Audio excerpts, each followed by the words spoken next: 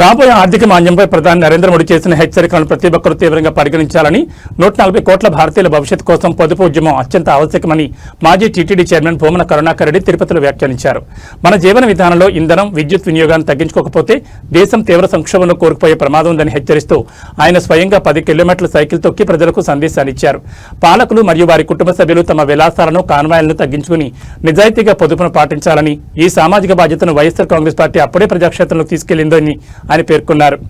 ప్రపంచవ్యాప్తంగా వచ్చిన విపత్కర పరిస్థితులలో మరీ ముఖ్యంగా భారతదేశంలో ఆర్థిక మాంద్యం భవిష్యత్తులో పెద్ద ఎత్తున వస్తుంది అన్న ప్రమాదకరమైన సూచనను ప్రధాని నరేంద్ర మోడీ గారు పెద్ద ఎత్తున ప్రచారం చేస్తూ ప్రజలకు, అధికారులకు, రాజకీయ నాయకులకు, మంత్రులకు, ముఖ్యమంత్రులకు అందరికీ కూడా దిశానిర్దేశం ఇవ్వటం జరిగింది.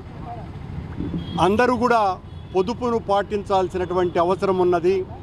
అది ఇంధనం కానీ, ఎలక్ట్రిసిటీ కానీ, జీవన విధానంలో కానీ అనేక విషయాలలో పొదుపును పాటిస్తే తప్ప భవిష్యత్తులో పెద్ద ఎత్తున మన దేశం ముఖ్యంగా సంక్షోభంలో కూరుకుపోయేటువంటి ప్రమాదం ఉంది అన్న హెచ్చరికతో ఆయనతో పాటు దేశంలో ఉండేటువంటి అందరూ కూడా దాన్ని ఆదర్శంగా తీసుకోవాల్సినటువంటి అవసరాన్ని గుర్తింపజేయటానికి, మరీ ముఖ్యంగా పవిత్ర పుణ్యక్షేత్రమైన తిరుపతిలో మనమందరము కూడా ఈ పొదుపు ఉద్యమాన్ని ఒక ఉద్యమ రూపంగా తీసుకురావాల్సినటువంటి అవసరాన్ని, ఆ సందేశాన్ని అందించటం కోసమనే నేను ఈరోజు దాదాపు 10 కిలోమీటర్ల పాటు సైకిల్ తొక్కి ఒక సందేశం ఇవ్వటానికి ఈ కార్యక్రమాన్ని తీసుకోవటం జరిగింది. అందరూ కూడా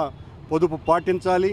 ఇది ఏ ఒక్కరికో, ఏ ఒక్క రాజకీయ పార్టీకో సంబంధించిన విషయం కాదు. 140 కోట్ల మంది భారతీయులందరి సమస్య. వాళ్ళందరికీ కూడా పెద్ద ఎత్తున ఇబ్బందులకు గురి కాకుండా మనమే స్వీయ నియంత్రణను పాటిస్తూ, ఇది అధికారంలో ఉన్న వాళ్ళు మదమెక్కి మాట్లాడేటువంటి మాటలు కాకుండా, ఆచరణలో చూపించకుండా మేము మా కాన్వాయిని తగ్గించుకున్నాం అని కాన్వాయిని తగ్గించుకున్నంత మాత్రాన పొదుపును పాటించినట్టు కాదు.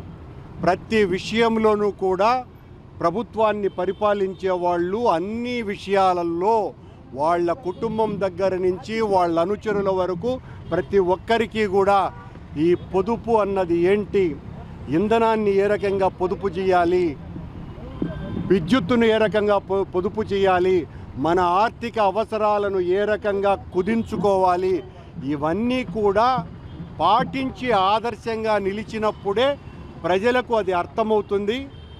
కానీ వైఎస్ఆర్ కాంగ్రెస్ పార్టీ ముందుగానే దీనికి స్పందించి ఈ రకమైనటువంటి కార్యక్రమం ద్వారా ప్రజలకు ఒక సందేశాన్ని ఇచ్చేటువంటి బాధ్యతను తీసుకున్నది.